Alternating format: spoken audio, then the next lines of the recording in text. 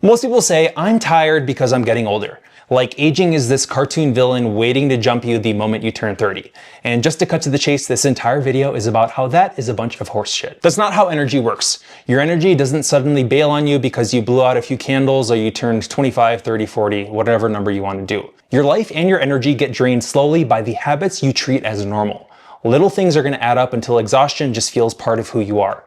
So here's what's actually going on underneath all of the excuses. And if you don't know me, my name is Dr. Christian Poulos. I'm a doctor turned performance coach / entrepreneur, even though that's an annoying buzzword these days. And I help people level up the human operating system: body, mind, health, habits, and longevity. So the first issue is overstimulation. Your nervous system is basically overheating all day. You wake up and you immediately shove a screen into your face. Your brain goes from dream mode to fight or flight before you've even stood up from bed. It gets hit with more input in 2 minutes than our past generations saw in a week. These constant micro dopamine hits treat your brain to expect stimulation nonstop. And that's why silence feels uncomfortable, why your attention span sucks and folds instantly, why you feel wired but tired. Your baseline just shifts. Your nervous system stops throwing big alarms and just leaks out fatigue, irritability, and brain fog all day long. And it's not a factor of age, it's just the volume knob on life being stuck on the max. I personally have found a great morning routine that involves no technology. I get up, I do my business in the bathroom, brush my teeth, and then I make sure that I center myself. I usually pray, read the Bible, do 5 to 10 minutes of Greek flashcards, and then I'm ready to go. This is before I even touch my phone. It really is just about starting your day with the way that you want to, rather than all these notifications being thrown into your face. Second, people don't really sleep anymore. They're getting a lot of fake sleep as opposed to real sleep. Everyone claims they don't need much sleep. I'm fine on 5 to 6 hours, but behind the scenes, their body is falling apart and they're scrolling on TikTok until 1 a.m. Deep sleep is where everything resets. Your hormones, inflammation, memory repair, all the good stuff. But most people are sabotaging it. Late caffeine, random eating, stress, and screens until the moment they pass out.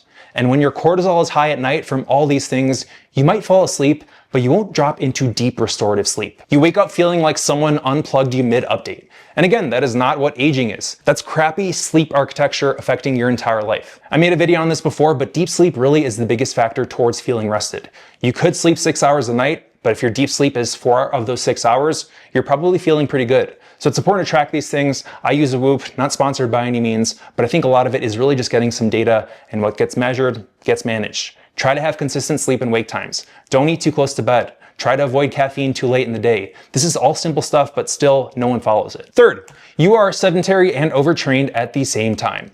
If you think about it, most adults barely move all day. Then they go to the gym at 5 p.m. and train like they are avenging their partner's death. Your body isn't built for 10 hours of stillness followed by 1 hour of crazy intensity. It needs a little bit more rhythm, a little bit more movement all day. That's why it's important to track steps, get some mobility and some stretching, some light activity. When you skip all of that and try to make it up with one brutal workout, your body experiences that as stress, not necessarily progress. That's why you feel destroyed instead of energized. A body that is moving all day is going to thrive with training. A body that's going to sit all day is going to collapse with it. So that's why micro walks and things like that are very helpful. Usually after a meal, try to walk for 10-15 minutes if you could allow it with your work schedule. If you have an hour-long lunch break, try to walk for part of it. The more activity you get all along the day, the more you're going to be releasing of all the good hormones in your brain: serotonin, dopamine, oxytocin, and endorphins. This is not only going to help you get the most out of your workouts, how you feel, but also help with your productivity throughout the day at work. Number 4, you're under eating, especially on protein. And modern eating patterns are actually a disaster. You probably already know this. People are skipping meals, running on caffeine, and then inhale half their daily calories at 7 p.m. And their protein is usually way below what they think they are hitting. Low protein is going to wreck your hunger signals, your mood, cravings, blood sugar, and also your muscle as well. Long gaps between eating are going to create a blood sugar roller coaster that's going to drag your energy with it. And you may be busy and then you're just grabbing a granola bar or things like that, and that's affecting it and making it even worse. Most low energy people are really just fueling their day without any structure, without any routine. It's important to get protein all across your day. That's great for muscle protein synthesis, for energy levels. And on the note of intermittent fasting while we're here, I love intermittent fasting, it works great for me, but a lot of people don't really understand their hunger signals as a result. If you don't eat in the morning, some people are gonna have some rebound hunger late in the day, and that's really gonna make you ravenous and eat a meal while you're preparing a meal on the stove. Intermittent fasting is great, I do it, like I said, but just be conscious of your hunger signals. If you know you're gonna be ravenous during the day, make sure you have like a big mixing bowl of salad, something to avoid raiding the pantry and eating all these crazy things that you probably shouldn't. Number 5 is the problem of chronic stress. And you don't need panic attacks to be stressed. This modern day life we have is a constant low buzz of responsibility, pressure, and mental load that pushes your body into survival mode. When cortisol is mildly elevated, your body shuts down everything that is non-essential. Libido is going to be lower, creativity, motivation, long-term focus, even testosterone, muscle protein synthesis, fat oxidation. They're going to go the direction you don't want it to be. And the real trap here is just dopamine blunting. Life just stops feeling exciting. Nothing feels rewarding. You just feel flat, not necessarily sad, just gray. Again, people assume this is aging, but it's not.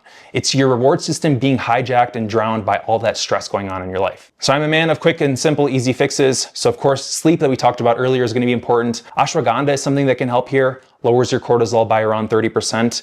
Just try to live more of a stress-free lifestyle. Go in a sauna, go outside, get some sunshine. It's really that simple. Number 6, your caffeine strategy is actually a caffeine problem. Caffeine is amazing. I love it. Until you use it like it is a life jacket protecting you from everything. Drink it too early and you're going to increase your cortisol.